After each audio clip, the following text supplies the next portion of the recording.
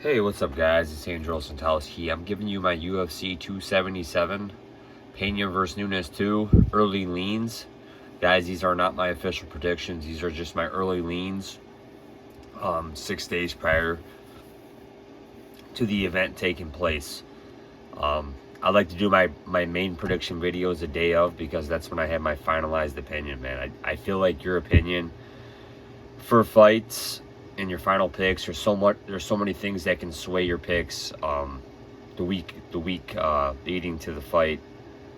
And I always feel like, hey, there's fights I flip-flop on, and I'll reach a final conclusion on Saturday. But I'm gonna give you my early leans just because I know some of you guys, you want my thoughts and my predictions on these fights early.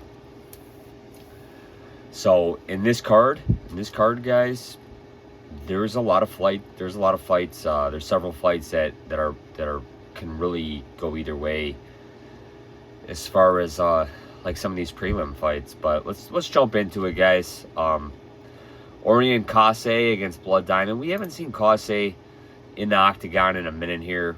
It's been a year. He lost to Phil Rowe. He was trying to bring a real high grappling pressure to the fight, but Philip Rowe, he's a really tough guy to deal with at welterweight, man, with his just reach, and he's got some heavy hands. So he was on the Contender Series. He's just been really inactive of a fighter. And he's going up against a guy that's one of Adesanya's teammates, Blood Diamond. We saw him lose to Jeremiah Wells his first fight. We've seen how good Wells is, man. He just knocked out Court McGee. So, no shame in losing to Jeremiah Wells here. I'm going to side with Orion Cosce. But, I can understand people taking Blood Diamond because the UFC is probably trying to give this guy a win. He's Adesanya's teammate, so they're trying to give the guy the easiest path to possibly getting a UFC win and just staying on the roster. So, I'm going to side with Cosce right now for an early lean, but I can understand people coming in on Blood Diamond as well, but he's got a very limited MMA record, 3-1. Cosce is only 7-1, but he's got a little bit larger of a sample size. Next up, light heavyweight division, Magento against Igor Patera. We saw Patera just absolutely destroy that Polish prospect, Lucas Sadolski, almost a year ago, man. He just ran right through him. And he was an underdog in that fight. And he's going up against, he's 26, 7-fight win streak, 20-2 record, man. So this guy's had a lot of fights, even if they've been in Europe. He's fought a lot of guys, man. And Magento, Romanian, 3-fight win streak. He beat Kennedy Ninagichu in his last fight, which we've seen how good Kennedy is. Ike Villanueva, Alexa Kamer, two guys that aren't UFC caliber fighters. We saw him lose real bad in his UFC debut to Safarov in a fight that was just riddled with fouls. Can't believe it's been 3 years. This guy's really shown a lot of progression in his game, though, man. I didn't think he was long for the UFC roster, but he's showing it, man. But I like Patera right now, man. I mean, Nicolay has shown that he can go the distance, and I would say that's probably the biggest drawback right now in Igor. We don't know what his cardio is like. This guy's a proficient finisher. I'm going to side with Potieria here, man, but I can understand people, taking a dog shot on Magento. He's got the UFC experience behind him. Ji Yeon Kim against Jocelyn Edwards. This is a fight, too, man, that I just wouldn't really have a lot of confidence in, man. We've seen Kim just lose, she's on a 3-fight skid here to McCann, Priscilla Cachoeira, Grasso. She's a high volume striker, but like I said, nothing notable, man. Nothing notable to write home about. Jocelyn Edwards, she's been taking a lot of short notice fights. She's coming off a win over Ramona Pasquale in a fight that I did pick Pasquale in. Like I said, I really haven't got any of her picks right because I've been on her 2 out of the last 3 times. I'm going to side with Edwards here, man, but there's very little confidence, man. I can understand people taking Kim just because she was training for the fight. But I'm going to side with Edwards, but it's a very faint lean here.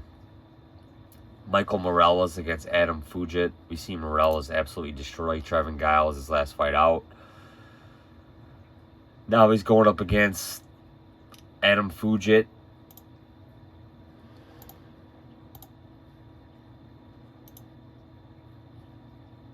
Four-fight win streak, 33 years old.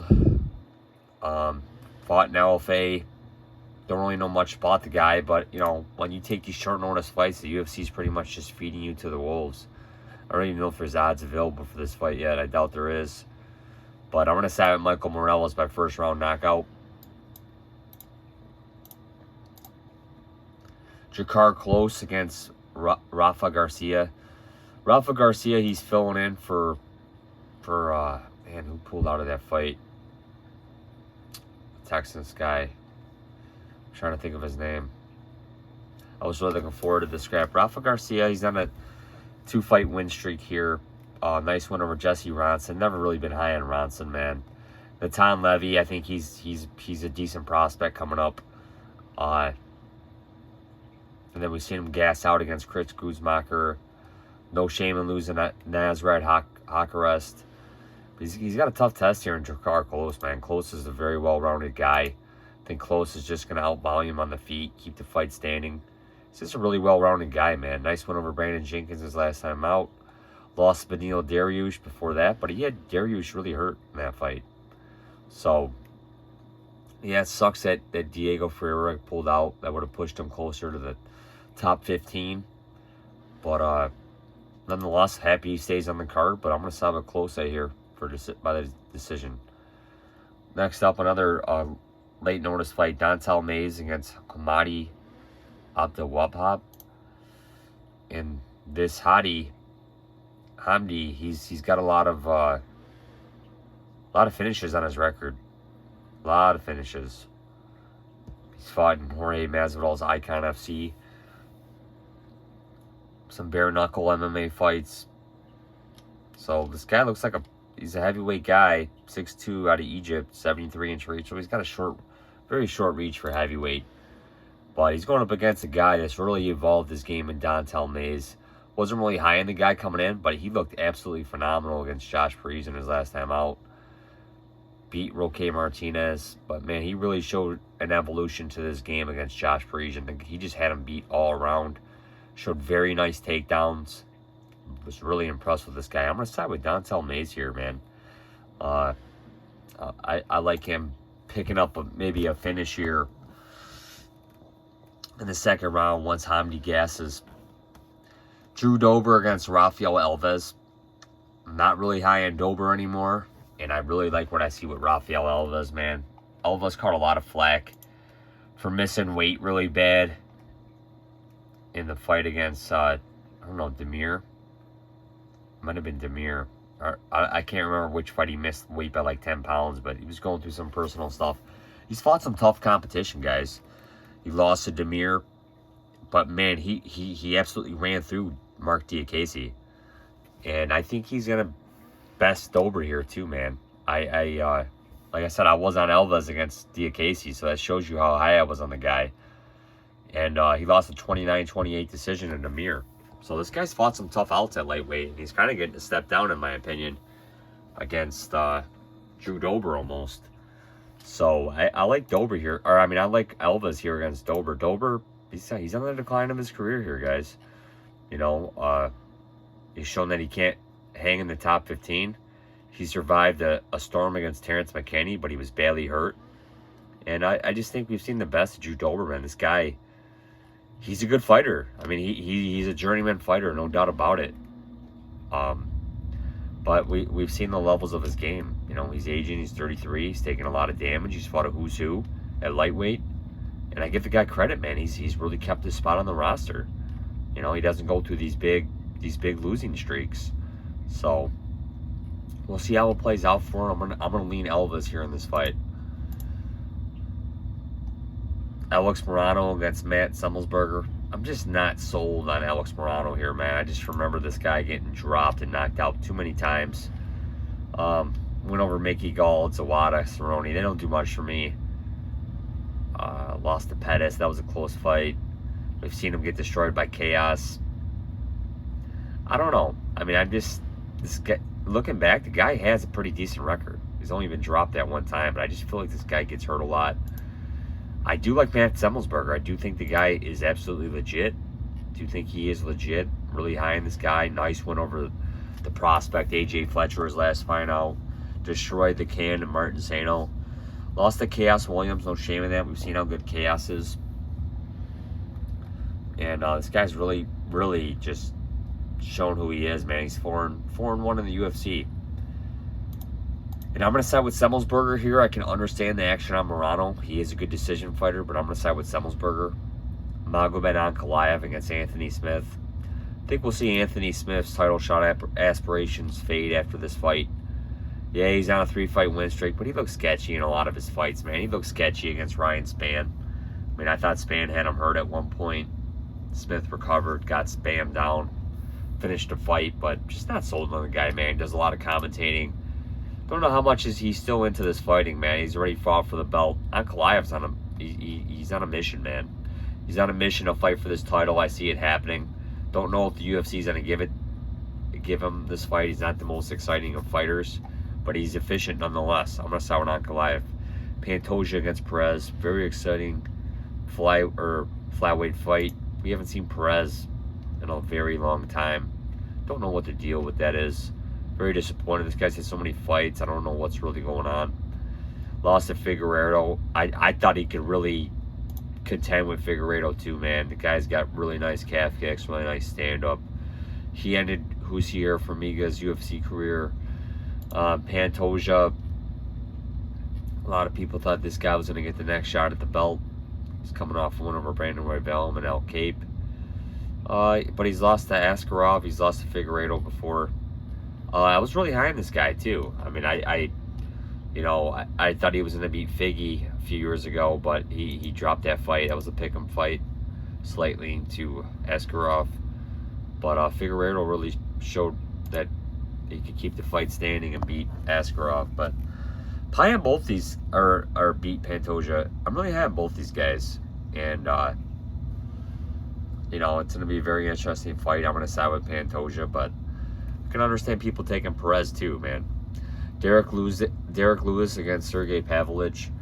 Initially, I was leaning Lewis, but Lewis tends to be one of these guys that he doesn't do well in Texas. And he's older, man. He's always coming back in fights and finding a way to victory, but he tends to be losing his fights until he comes back. Pavlovich, not completely sold on this guy either. Hasn't fought the toughest competition. Hasn't been very active. Yes, he fought at UFC London, but he went through a large stunt where he was just very inactive. But he's got a huge reach. He's got a huge reach for the weight class. Very heavy-handed, good boxer. Derek Lewis is going to have to close that distance and take him down, man. So we know Lewis can storm back in the second and third rounds, but we might be seeing Derek Lewis at the end of his, we might see the downturn start coming, for this guy. No shame in losing his title fight to Gane. Bounced back nice over Dawkins in a fight that I was on him in. And then he lost in Texas to Tai Tuivasa, man, in a fight that surprised a lot of people. So we don't really know how we're going to see Derek Lewis come out of this fight, man. He might be really in a huge letdown spot again. I'm going to side with Pavlovich, man. I can understand people taking Derek Lewis, but I'm going to side with Pavlovich. Brandon Moreno against Kai Kara France. Man, I really wanted to be on Kai Kara here. There's a part of me that still does. Brandon Moreno's got that 5-round title fight experience. He's gone 5 rounds numerous times in the UFC. Kai Kara France, he was a favorite. He was a favorite against Brandon Moreno in their first fight, almost like the same odds, just flipped. I'm going to side with Moreno here just based off experience, based off the fact that he's training at James Krause's gym now. I can understand people taking Kai Kara France. You're getting mad value on the guy, in my opinion, at plus 170. Flyweight fight is probably going to be close a little bit. I'm going to just side with Moreno here. Pena against Nunes. just not sold on Juliana Pena, guys. I can understand the value here at plus 230, plus 220. We might have seen Amanda Nunes better days, but maybe something was just off with Nunes, you know, and she has her own training camp now, which kind of worries me, you know, but she has all her same coaches. So I'm gonna side with Nunes here. I'm gonna give her the benefit of the doubt. I'm just not sold on Juliana Pena, guys. I'm sorry. That might have just been lightning struck. You know, I thought if Pena, you know, Valentina didn't look her best her last time out, but we saw what Valentina did to Juliana Pena at bantamweight 5 years ago. Just not sold on Juliana Pena, guys. I'm sorry. I think there's numerous people that can challenge her for this belt. You know, I feel like, you know, I'm going to side with Amanda Nunes here, guys. So these are my early leans, guys. Nunes, Moreno, Pavlovich, Pantoja, Ankalaev, Semelsberger, Alves, Maze, Klose, Morales, Edwards, Patera, and Cosce.